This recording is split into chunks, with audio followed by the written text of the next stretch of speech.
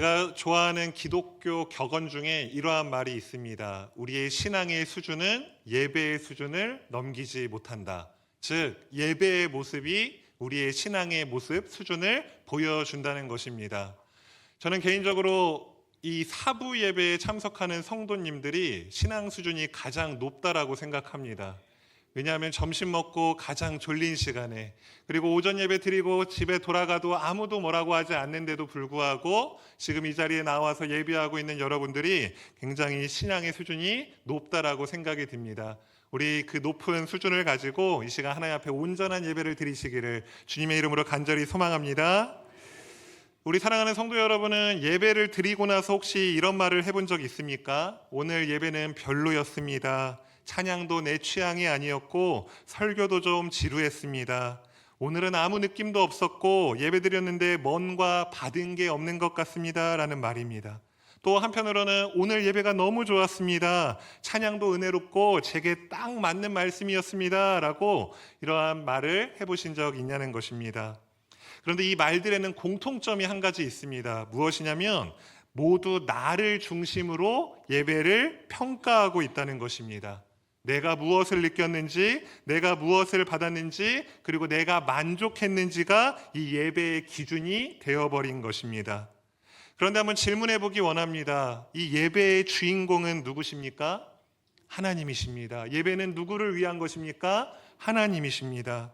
저는 아까 우리 청년이 잘 기도해 준 것처럼 지난 5번의 설교를 통해서 예배가 무엇인지, 왜 예배해야 하는지, 예배를 어떻게 해야 하는지, 그리고 예배의 형식의 중요성에 대해서 우리 청년들과 함께 나누었습니다.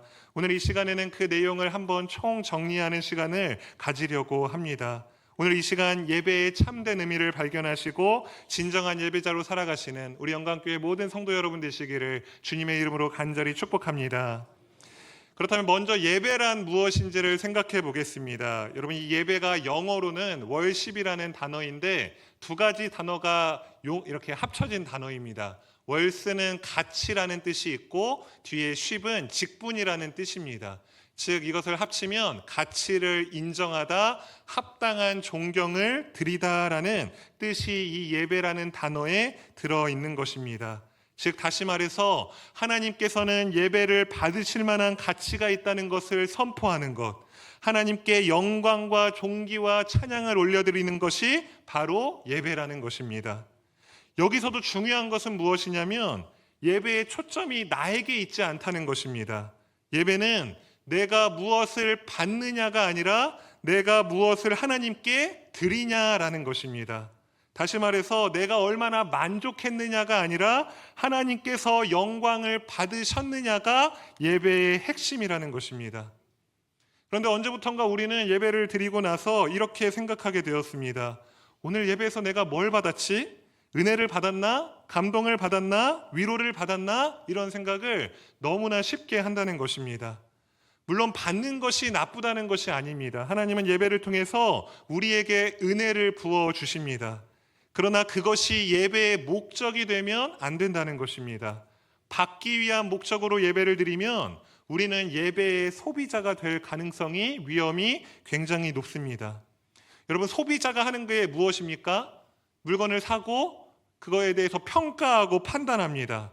오늘 찬양은 별로였어. 내 스타일이 아니야. 설교는 지루했어. 내게 도움이 하나도 안 돼. 예배 시간이 너무 길고 시간이 아까워라고 이렇게 평가하는 것입니다.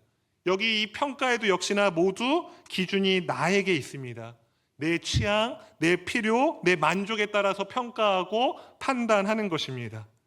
여러분, 이것을 예배라고 할 수 있겠습니까? 이런 것은 예배가 아니라 마치 쇼핑하는 것이라고 말할 수 있습니다. 나의 취향에 맞으면 좋은 것이고 나에게 맞지 않으면 좋지 않은 그 취향에 따른 이 쇼핑이라고 말씀드릴 수 있습니다. 다시 말해서 우리는 예배를 드리고는 있지만 쇼핑하듯이 예배하고 있지 않은지를 생각해 보셔야 합니다. 여러분, 예배는 내가 느끼지 못해도, 내가 받는 것이 없어도, 심지어 내가 하나님 앞에 온전히 나아가지 못한다 할지라도 하나님은 예배 받으실 만한 가치가 있으십니다. 왜냐하면 그분은 창조주이시고 구원자이시고 모든 영광을 받으시기에 합당한 분이시기 때문입니다. 우리가 예배할 때 또 한 가지 중요한 사실은 이 예배는 우리가 시작하는 게 아니라는 것입니다. 우리는 또 흔히 이렇게 생각합니다. 내가 오늘 예배당에 가서 예배 드려야지, 또 내가 하나님을 찾아가야지, 이렇게 생각한다는 것입니다. 근데 성경은 정반대로 이야기합니다. 요한복음 4장 23절 말씀, 오늘 읽은 말씀에 보시면 아버지께 참되게 예배하는 자들은 영과 진리로 예배할 때가 오나니 곧 이때라 하시면서 아버지께서는 자기에게 이렇게 예배하는 자들을 찾으시느니라 라고 말씀하고 계시다는 사실입니다. 누가 찾습니까? 아버지이신 하나님이 우리를 찾는 것입니다. 우리가 하나님을 찾기 전에 하나님이신 아버지께서 먼저 우리를 찾아주셨다는 것입니다. 우리가 하나님께 다가가는 것이 아니라 하나님께서 먼저 우리에게 다가오신 것이 이 예배의 자리입니다. 그래서 우리는 예배가 우리의 종교적 의무에서 열심에서 시작되지 않는다는 걸 빨리 인정해야 합니다. 그렇지 않으면 자꾸 우리의 힘으로, 우리의 노력으로 이 예배를 하나님 앞에 드리려고 잘못된 노력을 하기 때문입니다. 여러분, 우리가 애초에 자격이 있어서 완벽해서 예배하는 것이 아닙니다. 우리가 예배할 수 있는 이유는 하나님이 우리를 사랑하셨기 때문에, 하나님이 우리를 여기로 불러주셨기 때문에 예배할 수 있는 것입니다. 그래서 예배가 의무가 아니라 특권이 되는 것입니다. 하나님의 부르심 받은 자들만 여기 와서 예배할 수 있기 때문에 의무로 끌려와서 억지로 드리는 게 아니라 하나님이 부르셨기 때문에 그 특권을 가지고 이 자리에 나와서 예배하는 것입니다. 예배가 의무가 계속 되니까, 의무처럼 느껴지니까 예배가 짐처럼 여겨지는 것입니다. 우리가 정말로 예배를 특권이라 여긴다면 이 자리 가운데 나오는 것이 결코 망설여지지 않을 것입니다. 누가 예배드리지 말고 가라고 해도 아닙니다, 나는 사부 예배까지 반드시 드리고 갈 것입니다라고 담대하게 선포할 것입니다. 여러분, 이걸 깨달아야지 우리가 예배에 대한 태도가 바뀔 수 있습니다. 더 이상 또 예배드려야 하는데 이게 아니라 또 예배드릴 수 있구나, 이렇게 바뀔 수 있다는 사실입니다. 역설적이게도 우리가 예배를 받으려고 하지 않고 드리면 드리려고 할수록 오히려 받게 된다는 사실입니다. 예배 때 오히려 자기가 받을 거 생각하면서 나오는 사람들은 실망하고 돌아갑니다. 그런데 하나님 앞에 온전히 드리기 위해서, 나의 몸과 마음마저도 드리기 위해서 나오는 성도들은 하나님이 부어주시는 그 은혜를 받고 돌아간다는 사실입니다. 우리는 받기 위해서 드리는 것이 아닙니다. 순전히 하나님께 영광을 돌리기 위해서 예배하는 것입니다. 예배는 내가 기준이 되는 것이 아니라 하나님이 중심되어야 합니다. 예배의 주인공은 내가 아니라 하나님이십니다. 매주 주일 우리가 이 자리에 있는 이유가 무엇입니까? 무언가를 받기 위해서 여기 나온 것이 아니라 하나님께 영광 돌리기 위해서입니다. 내 필요를 채우기 위해서가 아니라 하나님께 나 자신을 드리기 위해서입니다. 여러분, 이것이 예배의 본질이라는 사실을 반드시 기억하시기 바랍니다. 사랑하는 우리 영광교회 성도 여러분은 예배의 소비자가 되는 것이 아니라 매일 주님의 부르심에 응답하여 하나님이 찾으시는 예배자 되시기를 주님의 이름으로 간절히 소망합니다. 그렇다면 구체적으로 우리가 이 예배를 어떻게 드려야 하는지를 살펴보겠습니다. 요한복음 오늘 우리가 읽은 4장 말씀에는 사마리아 여인이 예수님과 만남을 통해서 질문하는 내용이 나옵니다. 읽진 않았지만 20절 말씀에 보면 여인이 이렇게 질문합니다. 우리 조상들은 이 산에서 예배하였는데 당신들의 말은 예배할 곳이 예루살렘에 있다 하더이다 라고 예수님께 질문하고 있는 것입니다. 지금 이 질문의 핵심은 어디서 예배해야 합니까? 라고 물어보는 것입니다. 장소에 초점이 맞춰져 있습니다. 그런데 예수님은 이 여인의 질문에 이렇게 대답하십니다. 오늘 본문에 또 속하는 21절과 23절 말씀에 보시면 예수께서 이르시되 여자여 내 말을 믿으라. 이 산에서도 말고 예루살렘에서도 말고 너희가 아버지께 예배할 때가 이르리라. 아버지께 참되게 예배하는 자들은 영과 진리로 예배할 때가 오나니 곧 이때라 라고 대답해 주십니다. 지금 이 예수님의 대답의 핵심은 어디서가 아니라 어떻게 있습니다. 예배당 건물이 얼마나 웅장한지, 예배 음향이 얼마나 좋은지, 예배 시간이 얼마나 우리에게 편리한지 이러한 것이 기준이 아니라 어떻게 예배하는지, 영과 진리로 예배하고 있는지가 중요하다라고 우리에게 말씀하고 있는 것입니다. 그러니까 우리가 예배할 때 자꾸 본질적인 것 외에 다른 것에 한눈 팔면 안 됩니다. 우리 예배의 어떤 편리한 자리라든지 환경이라든지 시간이라든지 다른 것에 우리가 너무나 시선을 빼앗겨서 정작 우리가 예배를 어떻게 드리고 있는지에 대해서는 망각하고 예배한다는 것입니다. 예수님이 지금 중요하게 초점을 맞추시는 것은 장소 전혀 중요하지 않다라고 말씀하는 건 아니지만 정말 중요한 것은 우리가 지금 어떤 모습으로 예배하고 있는지 그게 더 중요하다라고 말씀해 주고 계십니다. 자, 그렇다면 영과 진리로 예배한다는 것, 이게 어떤 의미인지를 한번 살펴보겠습니다. 먼저 영으로 예배한다는 것은 성령님의 능력과 도우심으로 예배한다는 것입니다. 여러분, 우리는 우리 힘으로는 예배할 수 없습니다.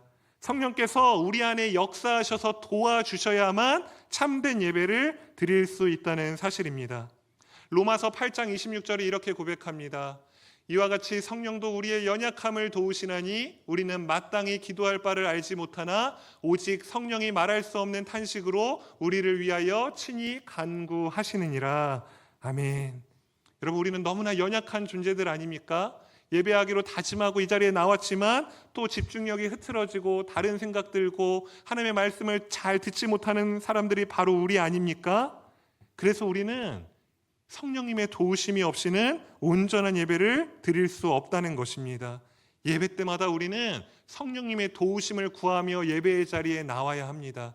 그런 자는 결코 교만하게 예배하지 못합니다.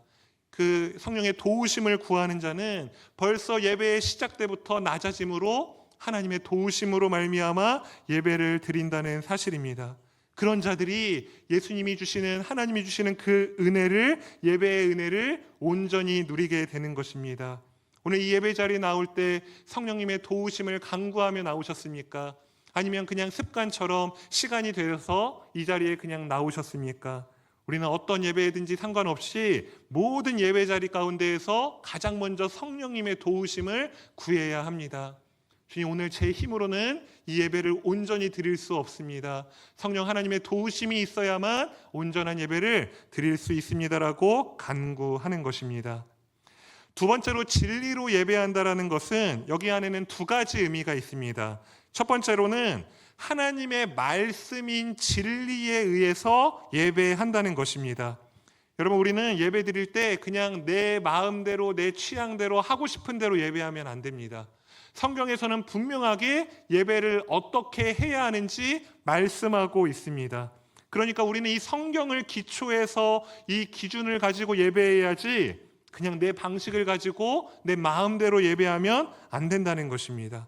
그러니까 성경을 잘 알아야 합니다. 성경을 통해서 우리는 누구에게 예배하는지, 왜 예배해야 하는지, 어떻게 예배하는지에 대해서 성경을 통해서 분명히 답을 발견하시고 그 기준에 따라 예배해야 합니다. 이것이 진리로 예배하는 것입니다.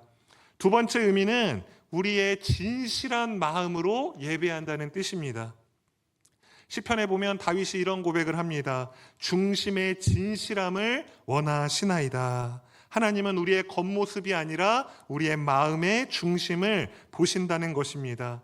예배 시간에 아무리 우리의 몸이 여기 있지만 우리의 마음이 다른 데 가 있으면 그것은 진실한 마음으로 예배하는 것이 아닙니다. 물론 입으로는 찬양하고 있지만 마음으로 찬양하지 않는다면, 또 겸손한 자세로 앉아 있지만 우리의 마음에는 교만한 마음을 품고 있다면 그것은 진정한 예배가 아니라는 것입니다. 그런 것은 다 진리로 예배하지 않는 것입니다. 여러분, 예수님께서 왜 이 영과 진리로 예배해야 함을 강조하셨냐면 그 당시에 이 종교 지도자들이 형식주의에 빠져서 예배하고 있었기 때문입니다. 그들은 위선적으로 예배하였습니다. 그들은 정확한 장소에서 정확한 시간에 정확한 방식을 가지고 예배했지만 정작 그들의 마음은 하나님으로부터 너무나 멀리 떨어져 있었다는 것입니다. 예수님이 이것을 아시고 그들에게 이 같은 위험에 빠지지 않도록 영과 진리로 예배하는 것이 중요함을 말씀하고 있는 것입니다. 여러분, 우리도 같은 위험에 충분히 빠질 수 있습니다. 매주 교회에 나와서 찬양하고 기도하고 또 설교를 듣고 있지만 그것이 우리의 진실한 마음 없이 단순한 종교적 의무, 습관에 의해서 드리고 있다면 진실한 예배가 아니라는 것입니다. 단순히 다른 사람에게 보이기 위해서 나의 양심의 가책을 달래기 위해서 하는 형식에 불과하다는 것입니다. 하나님은 그런 위선적인 예배를 기뻐하지 않으십니다. 결국 영과 진리로 예배한다는 것은 성령님의 도우심으로 하나님의 말씀에 기초해서 우리의 전 인격을 다해 하나님 앞에 나아가 예배하는 것, 이것이 영과 진리로 예배하는 것입니다. 하나님은 영과 진리로 예배하는 자를 찾으신다 말씀하십니다.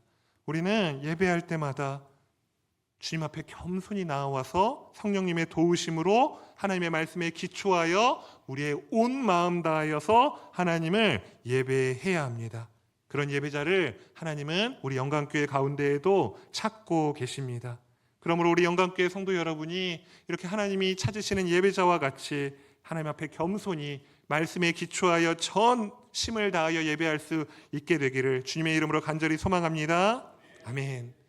마지막으로 살펴볼 것은 예배의 형식입니다. 제가 방금 우리의 마음, 이 진실한 이 내면이 중요하다고도 말씀드렸지만 이와 동시에 예배의 형식도 너무나 중요하다는 것입니다.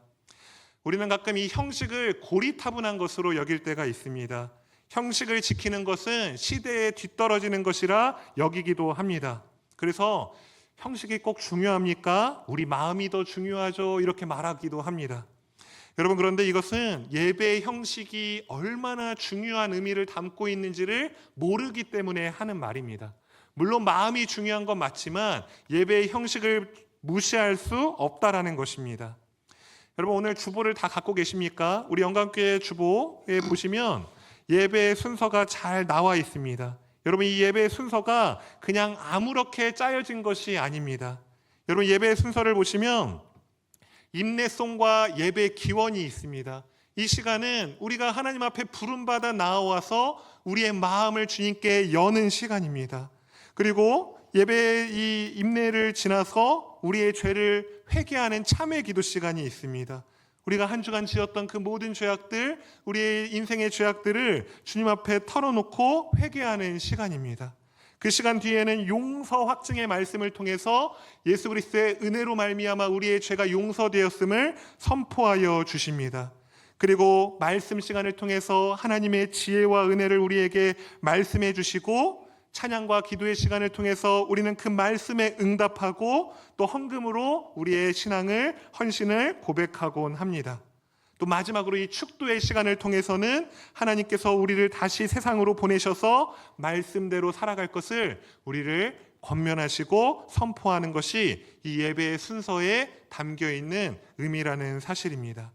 여러분, 이것이 그냥 단순히 순서대로 나열한 것이라고 생각이 드십니까? 그렇지 않습니다. 이 예배 순서를 다시 한번 살펴보시면 이 예배의 순서에 복음의 이야기, 복음의 서사가 흐르고 있다는 것을 우리는 발견할 수 있습니다. 하나님이 먼저 우리를 불러주셨습니다. 그리고 우리의 죄를 고백하게 하시고 우리를 용서하셨습니다. 그리고 우리에게 하나님의 말씀을 선포하시고 우리가 거기에 응답하게 하시고 이제는 우리를 축복하여서 이 세상으로 파송하시는 것, 이것이 예배의 흐름입니다.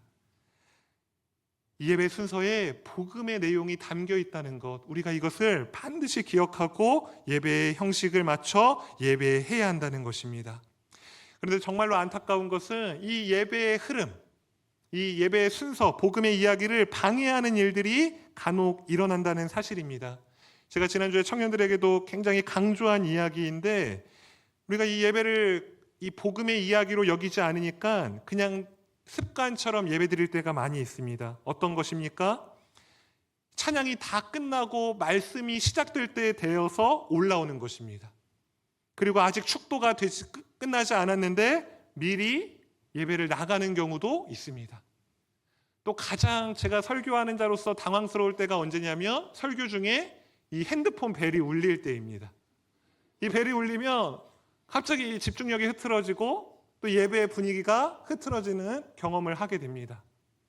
여러분, 이 예배가 시작부터 끝까지가 복음의 서사라는 것을 우리가 인지한다면 이렇게 가볍게 습관처럼 행동할 수 없을 것입니다. 그냥 내가 오고 싶을 때 중간에 들어오고 나가고 싶을 때 끝나지도 않았는데 나가고, 그냥 예배의 이 전체적인 흐름을 방해하는 그런 습관들, 태도들이 이 예배가 하나님 앞에 온전히 드려지는 데에 많은 방해가 되고 있다는 것을 우리는 인지해야 하는 것입니다.